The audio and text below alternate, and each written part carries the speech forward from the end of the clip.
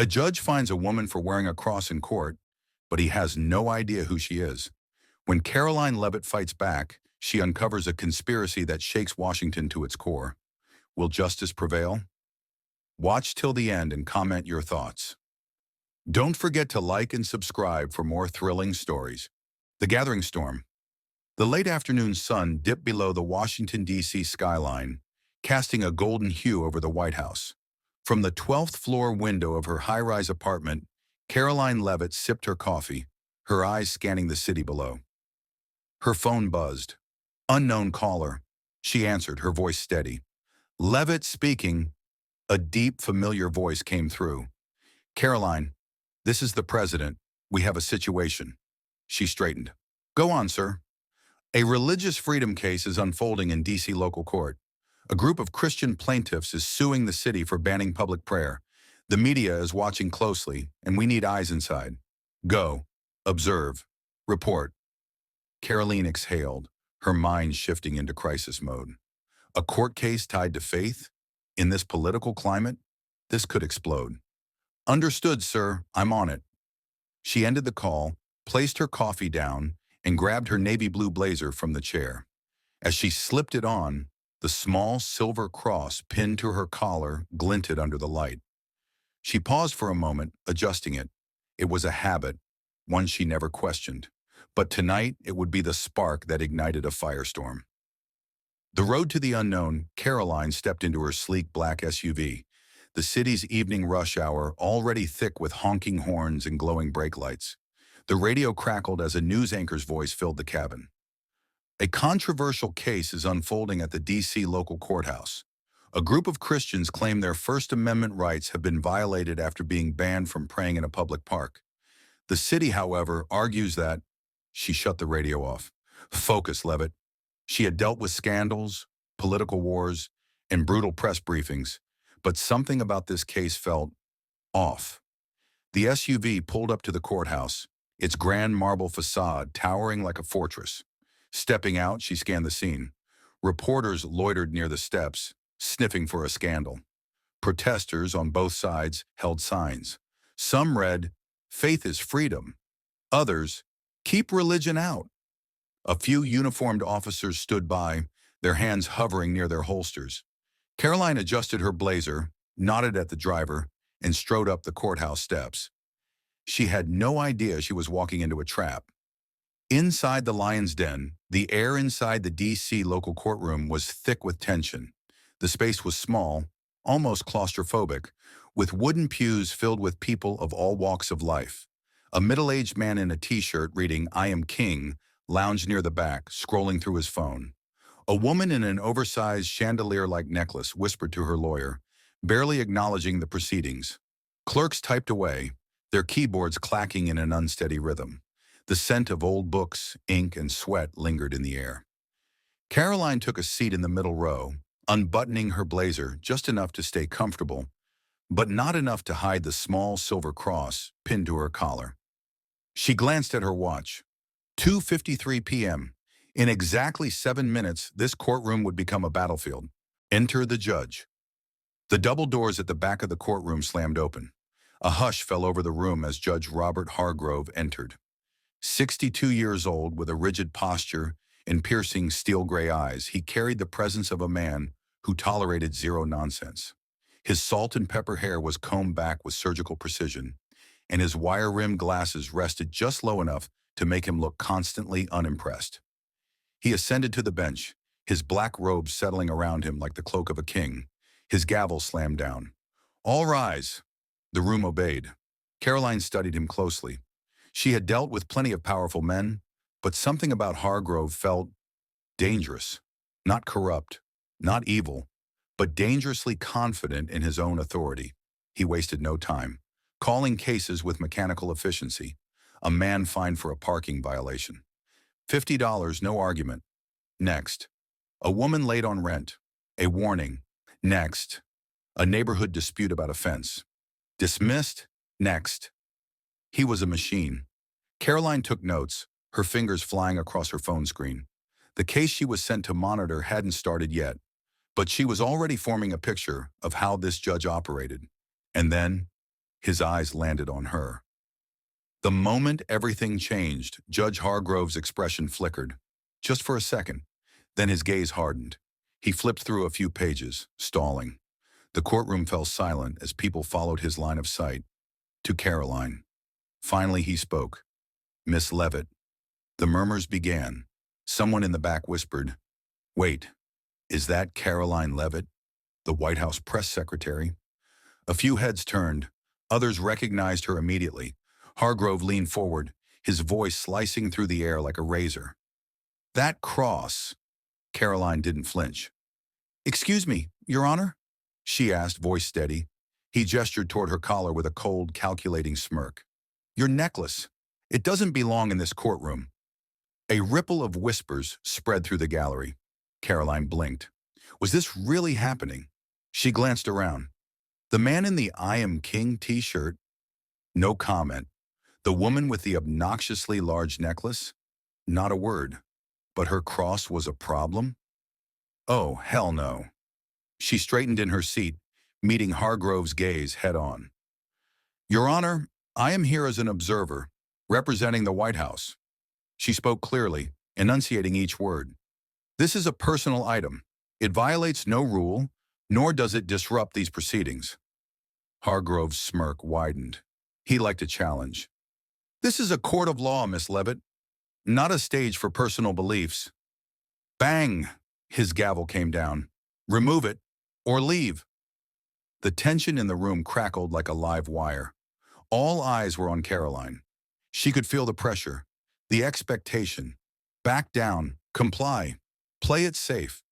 But Caroline Leavitt had never been one to back down. Her jaw tightened.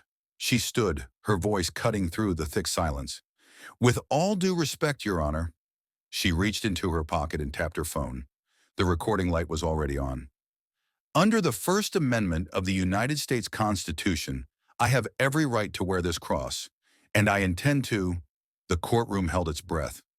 Judge Hargrove's fingers curled around his gavel. His knuckles turned white. This was no longer just about a cross. This was a power struggle, and neither of them intended to lose. A battle begins. The air inside the D.C. local courthouse was thick with tension, like the charged silence before a thunderstorm.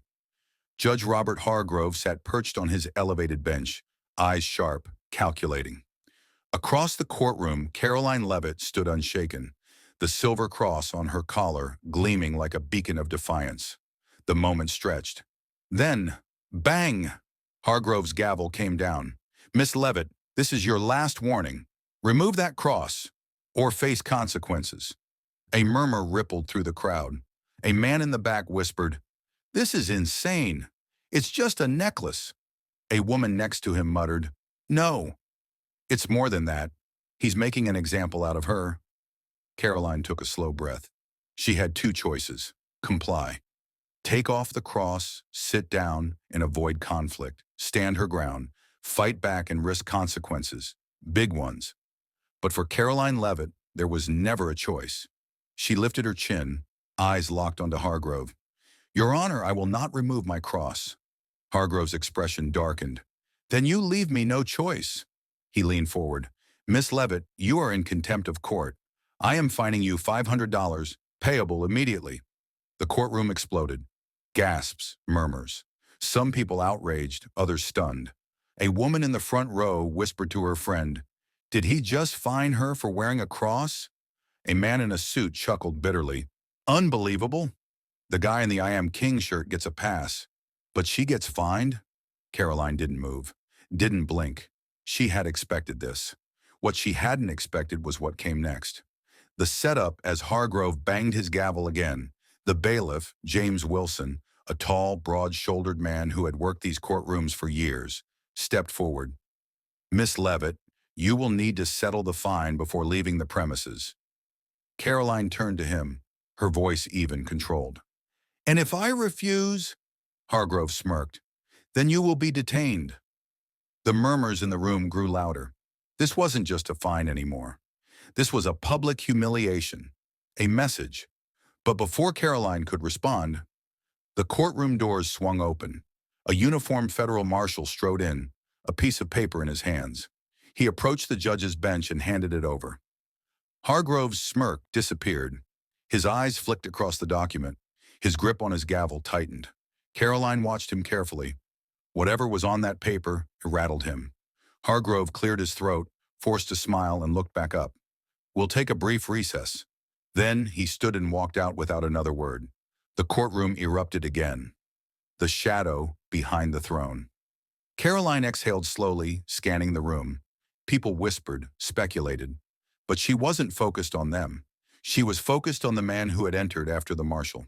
A figure standing in the back, wearing an expensive charcoal gray suit, arms crossed, watching her.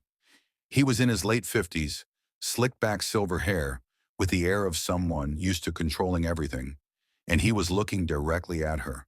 Something about him felt off. As Caroline moved toward the exit, the man stepped into her path. "Miss Leavitt." His voice was deep, smooth, calculated. She met his gaze, wary. "Who are you? A friend? A piece of advice?" He tilted his head, a fake smile curving his lips. "Drop this.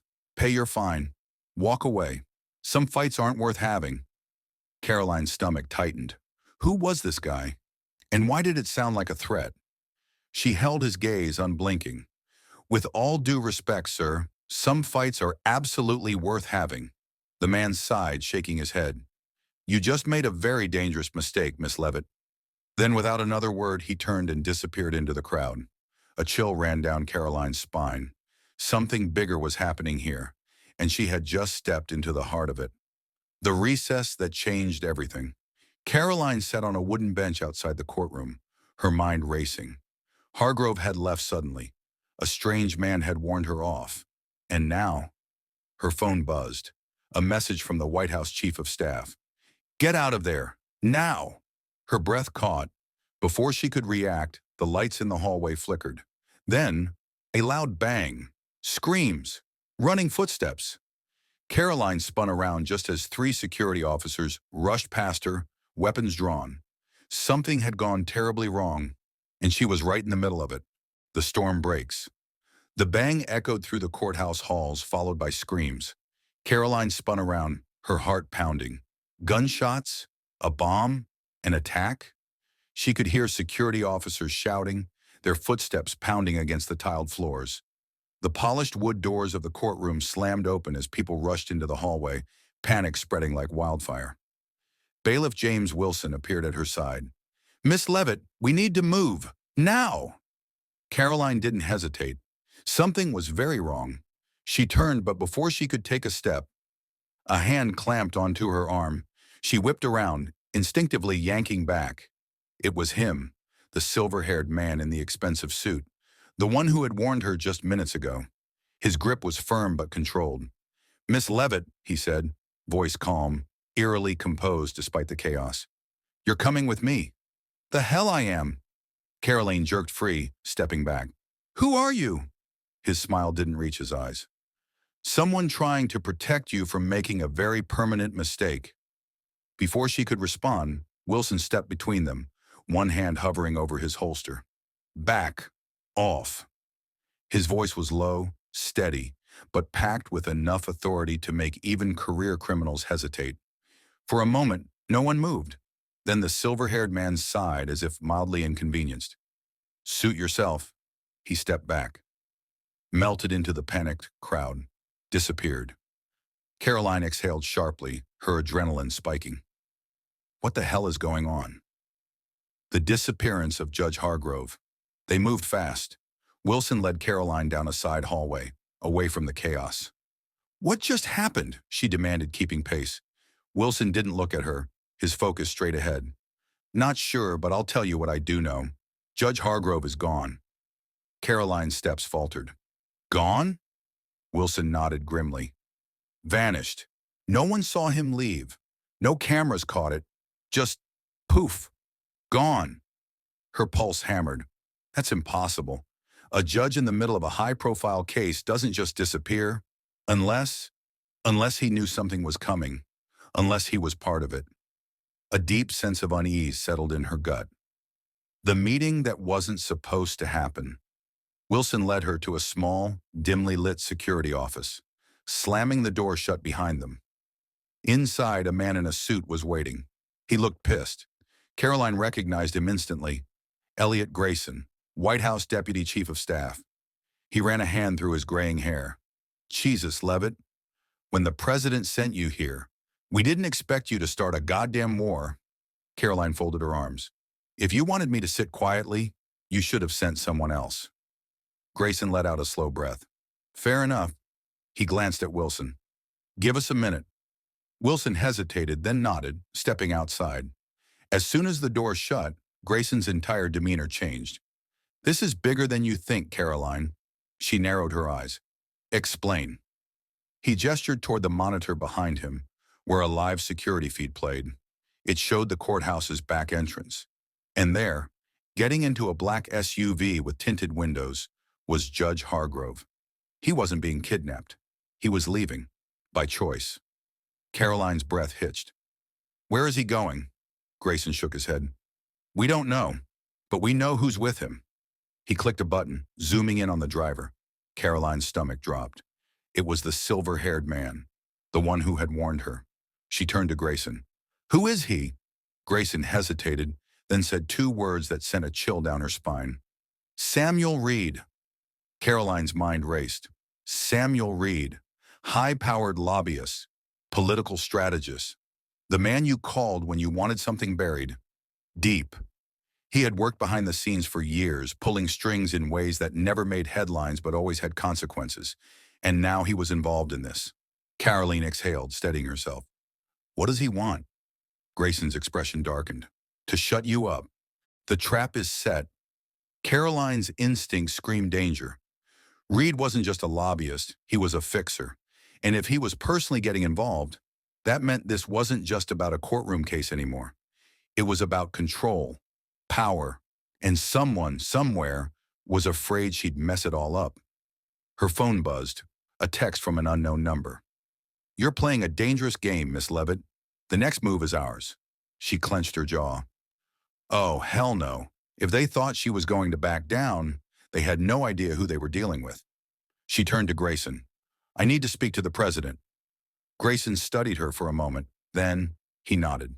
Get ready. This is going nuclear. The reckoning 12 hours later. The White House Situation Room. Caroline Leavitt sat in a high-backed chair at a long, polished table, surrounded by some of the most powerful people in Washington.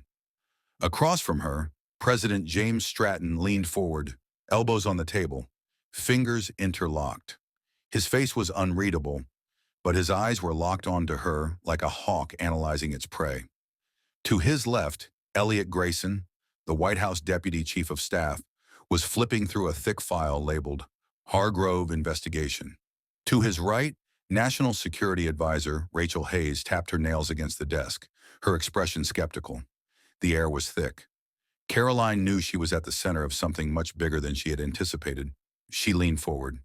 Judge Hargrove isn't just a biased judge. He's a pawn, and Samuel Reed is the one moving the pieces. Grayson closed the file. That's a hell of an accusation, Leavitt. She pulled out her phone and pressed play on the recording from the courthouse. Hargrove's voice filled the room. This is my courtroom. I say what's allowed. You're the only one bold enough to bring a religious symbol in here. That's the difference. Then came the text message she received hours later. You're playing a dangerous game, Miss Leavitt. The next move is ours. The room went silent. Finally, President Stratton spoke. So tell me, Caroline, what exactly are you suggesting? She didn't blink. I want Hargrove and Reed investigated, not just for what happened in that courtroom, but for what's happening behind the scenes. Grayson exhaled, rubbing his temples. You realize what you're asking? You're taking on one of the most connected men in D.C. This could get messy. It already is. Silence. Then President Stratton nodded. Fine, let's turn up the heat. The unraveling begins. Within 24 hours, the dominoes started falling. Federal agents raided Hargrove's office. They found sealed files labeled confidential, religious case dismissals, exposing a decade-long pattern of discrimination against people of faith. A whistleblower, Mrs. Thompson, the longtime court clerk, stepped forward. She provided evidence that Hargrove had been receiving recommendations from lobbyists, including Reed, on which cases to dismiss, which to fine, and which to quietly bury. Anonymous sources leaked court security footage, showing Samuel Reed personally escorting Hargrove out of the courthouse just before the chaos erupted. The media exploded. Headline: Judge Hargrove under federal investigation for religious bias. Headline: Powerful lobbyist Samuel Reed accused of courtroom interference.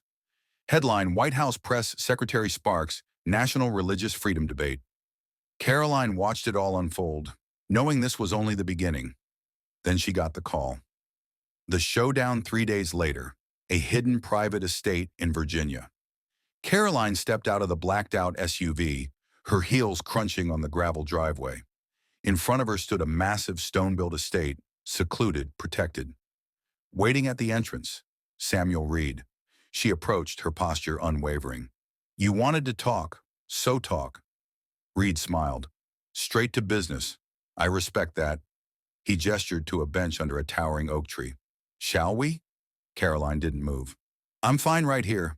Reed sighed, adjusting his expensive cufflinks. "All right, I'll make this quick." His voice lowered. "We both know this game, Miss Leavitt, and we both know how easily people like me make problems disappear." She tilted her head. "Like Judge Hargrove?" His smirk faltered. She pressed on. "Or maybe like those cases your firm buried over the years." "How much did it cost to kill the last story, Reed? Was it more or less than what you paid Hargrove?" His jaw clenched. "Careful, Caroline." She took a step closer. "No, Reed, you should be careful. Because this time, you lost control, and you're running out of places to hide." A long silence stretched between them. Then Reed chuckled softly. "You think you've won, don't you?" Caroline smiled. "I don't think, Reed. I know." She turned and walked back to the SUV. Behind her, Reed stood motionless, watching. His empire was crumbling, and he knew it. The fallout Judge Hargrove resigned. In a nationally televised statement, he admitted his bias, stating, "I allowed my personal beliefs to interfere with my duty. I was wrong."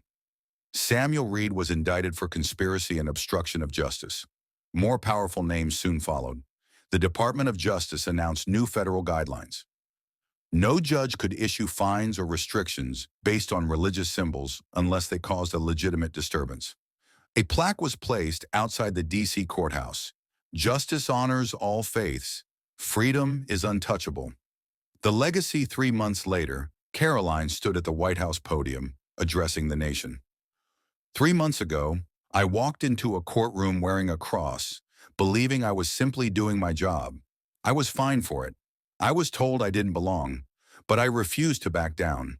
And because of that, we uncovered something much bigger than one judge, one fine, or one case. We proved that no one, no matter how powerful, can rewrite the Constitution. We proved that justice belongs to all of us. The audience erupted in applause. Final scene, a personal victory. Later that evening, Caroline sat in her office, staring at the framed $500 fine receipt hanging on the wall. President Stratton walked in, hands in his pockets. "Quite a speech out there," she smirked. "Think it'll stick?" He chuckled. "It already has." Then he nodded toward the fine receipt. "What's with the frame?" Caroline leaned back, her fingers brushing the silver cross on her collar. "A reminder." "Of what?" Stratton asked. She smiled. "That some fights are absolutely worth having.